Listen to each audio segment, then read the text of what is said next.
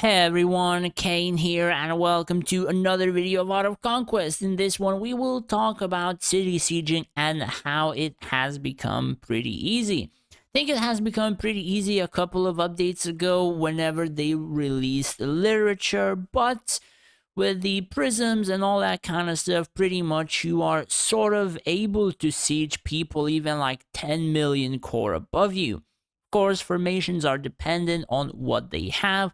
There are some counters to specific builds, but then you can also counter that specific build. So, I have actually attacked my buddy a couple of times. One of those times, it was a little bit before when I didn't even know that he was in another race. Like, he didn't have, say, stuff on his stalkers. Like, as you can see, the HP of them is pretty low in wall defense. He doesn't have that much attack value, as well as a couple of other buffs, as well as all of his heroes had the command stats, command bonuses, whatever. I think he was training army and stuff like that. So we're gonna check both of these because there is another thing that I kind of want to showcase in that same clip, and after that we will show you how I sieged him with his proper formation in terms of Sylvani. So as you can see, there are almost no losses except for the archers. And of course, I didn't even bypass the front line. And he also made a formation to try and counter the Rufio build. And yes, you can counter this counter pretty easily. So first, let's just inspect this. Or rather, inspect first the hero. So this is the build I kind of use. The reason you go for this is sometimes Rufio can actually be focused and killed prior to reaching the wall. So it pretty much wastes a ton of revival potions. You're gonna be wasting a dragon's energy. So putting an hourglass adds about 8-second invincibility. Yes, you lose attack speed if that happens, whatever. Not always required, but it depends how weak are you and how susceptible to damage are you. Since I was facing like pretty much 8 to 10 million target core higher with a lot of buffs, debuffs, I just decided to put this on. And it literally had almost no difference, as I will show you in the next replay in just a couple of minutes. So I think this is important. Without it, if you still have a strong Rufio, you might as well just, use the Leo Sprite. Will do a little bit more damage. Prism, of course, I have wave power, attack, ability damage, whatever. Attack value is pretty low since my literature is not really that high in comparison to what everyone else is able to accomplish. Abilities, this is what I kind of have. Probably you can do more since you don't really require Fearless. I'm not sure if you require Intimidating Shout. You can just go Blade Storm, Chopping Blade, whatever. You're probably gonna do a lot more with those than with these two. Potential, I don't even have that much potential. So what happens is, whenever I got into this, I thought he was Sylvani because he did ask me yesterday to try it out. He wasn't Sylvani, and I was incredibly surprised. And I will be able to kill. Like, do you see how much damage I did? He has nothing on these stalkers, and he could pretty much flawless me in terms of PvP prior to the nerf of the Band of Bishop. After that, we didn't fight. So he literally could flawless me in terms of PvP, and I am not really able to do that much damage to frontline. So this is no equipment frontline, just have to specify multiple times. So I jumped once with Rufio because I figured it was too far. Then I jumped again, and yes, I used Arcane 10. This is not necessarily required against Lich. In Lich, if you place him close to frontline, you spin and then you jump, and then that's enough range. However, in Sylvani, you would require 2 jumps, and we will talk about that. Pretty much I reached his wall. I only require like 20 million damage, and there are no warlocks or archers left. And pretty much that is how it is. You don't require an overpowered Rufio to do that. I didn't really do any hero attack stones.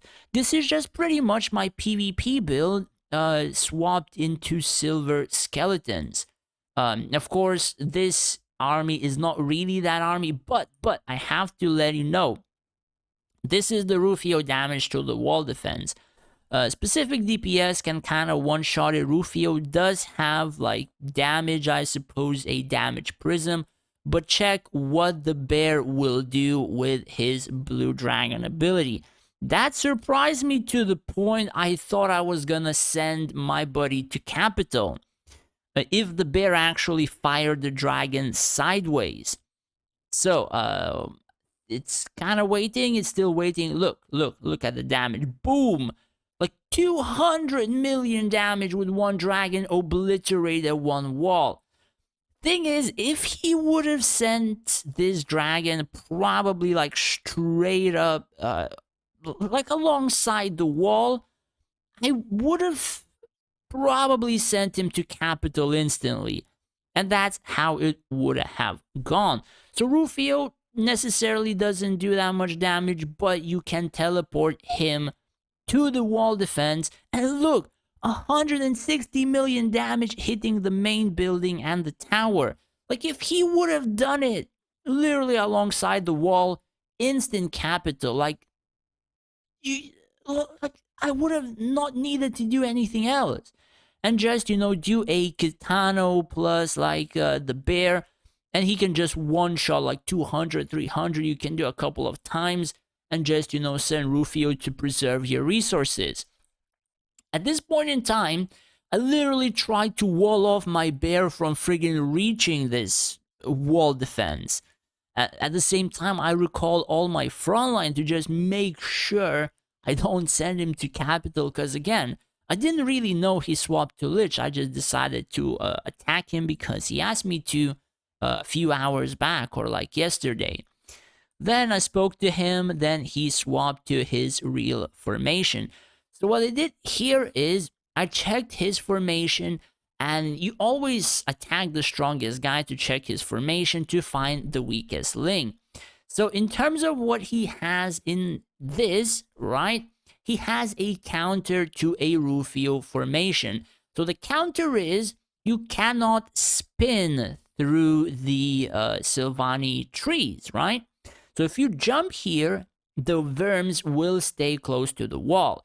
So in majority of the cases, you cannot really reliably spin through the worms, right? And if he has resistances, cannot really defend against them. So majority of the time, you're not really gonna do that much damage to his wall defense, and likely your stuff will die because, of course, he has pretty powerful mages. So his other corner has no mages, no DPS, a couple of worms and stuff like that. So I decided to go with Rufio from that point forward. So in this case, I have already swapped some formation, moved the Atlanta, so in case the dragon was gonna die, I would recall him. And the fight went on. I do believe I jumped with Rufio, right? I jumped through the trees. I don't spin, because if I spin, I cannot reach the wall. So the aim is to jump somewhere here around this place, and look, already 20 million damage to a 10 million core higher. I did the pet for more attack speed, his attacking. The archers are pretty much gone. Like, the middle archers are almost gone, and the only thing he has is the mage DPS, at which the stall is not really dying on. But look, 120 million damage just a few seconds into the match, and all the archers are deleted. So I'm still, like, I still have a lot of frontline army left. I have a lot of heroes. I dismissed my dragon because it was about to die, I think, to archers or to Avril. And pretty much I'm still damaging the wall. Like, it still goes and still goes. And pretty much this has made wall defense impossible. Like, you cannot really defend this regardless of how you try to build it. I mean, you can just use different artifacts, different hero masteries, and apparently I think my Rufio is done. He cannot really do anything, but something is still doing damage to the wall defense, right? I'm not sure what happened to him. Maybe he got stuck.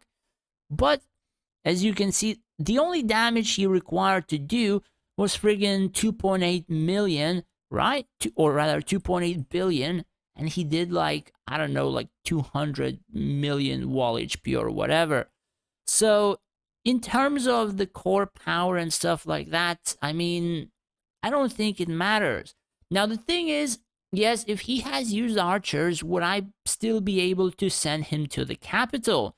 And the answer is still yes, because, again, if you properly build and he kills stuff with his archers, you're not going to last the entire battle per se, but you will be able to do chip damage. So in 10 attacks, I would do like, say, 200 million, then 150 because the walls would break, then 100 because the walls would break. I might not reach the other ones. And then just go like this until I jump, both walls get destroyed, and then spin, destroy the last wall. That's it, fight is over, the person in the, rather, is in the capital. And that is how currently the wall defense is. Pretty much Rufio alone is able to do it. What I have asked with support and like talked about it, what they told me was what they will do is they will make his Blade Storm do 0 damage to wall defense. Not that it actually matters about this. The thing is, you jump to the wall, you do 20 million damage. You just jump to the wall. I had 0 hero attack prisms set up.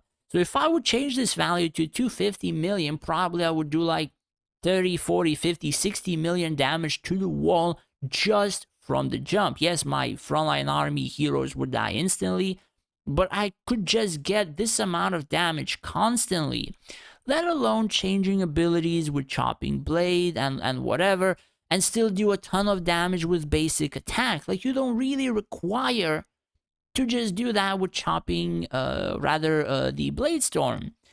So honestly, I don't think that people will be able to hold wall defenses fairly easy anytime soon.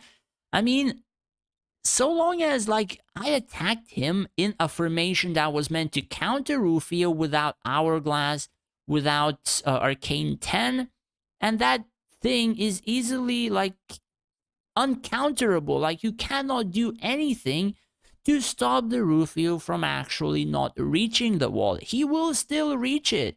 There is nothing that can stop that. Unless they literally zero out any damage, what they can do to the wall, from Rufio in particular. But then again, you have heroes who just do area damage. Like, for example, the bear. You place Kitano with, say, a formless swipe, with the bear in front of, say, skeletons. Kitano will push the front line forward, bear will walk forward just a tiny bit, and his ability called Pacify will be in range. He will one-shot a wall, even the Emperor wall, with 200, 250 like million damage instantly to the wall. And it doesn't even require to be upgraded very high. So that is like the state of the city defense we are at right now. Anybody reaches the wall, regardless of what it is, gone instantly. And I mean, can you be angry about that? They had an update to try and fix resistances on wall defense, and they made it so that even spenders cannot remain in the city anymore.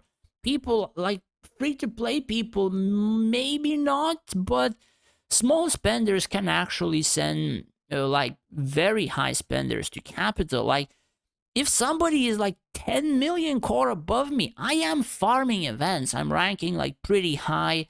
I'm doing proper events, getting proper stuff, and I am able to do damage to somebody's wall defense. Even if he had archers in his wall defense, even if he had anything else, Deadeyes, whatever, Rufio would still do 20 to 100 million at the very minimum per one battle.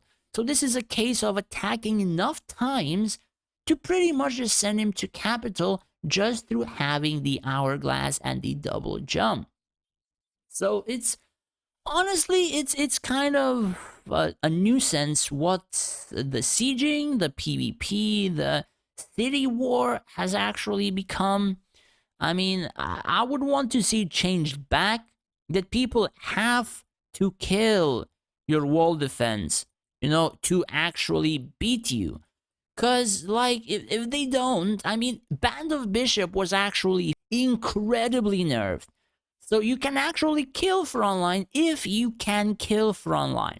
And if you cannot kill it, well then maybe you need to get stronger in some way. And now just even plebs can send like high spenders to capital, and I mean, I don't even know what to say. This is a bug, a glitch, a trick. I don't know how you want to deem it. I don't know how you want to call it, but it is sort of annoying for many people. Even like having, I don't know, like a 15 million core being able to send you to capital, and you have grinded so much, you won so much, and the other person just uses one hero and poof, you're gone. That's it. I mean, it's kind of funny in some cases, right? But do let me know in the comments down below what you also think. Have you experienced it? Have you used it? Or will this help you out? Anyways, that's pretty much it. Thanks for watching. If you did enjoy it, do hit that subscribe button. It would help me out a lot. Well, as if you would wish to support me more than just watching my videos, I have made a Patreon page where you would be able to do just that. And in return, I would be able to help you out more individually in terms of events, PvP formations, and stuff like that. As well as I would like to thank all of my patrons for the support. I really, really appreciate it for your subscriptions. Thank you guys so much. Thanks for watching. Take care and stay safe out there.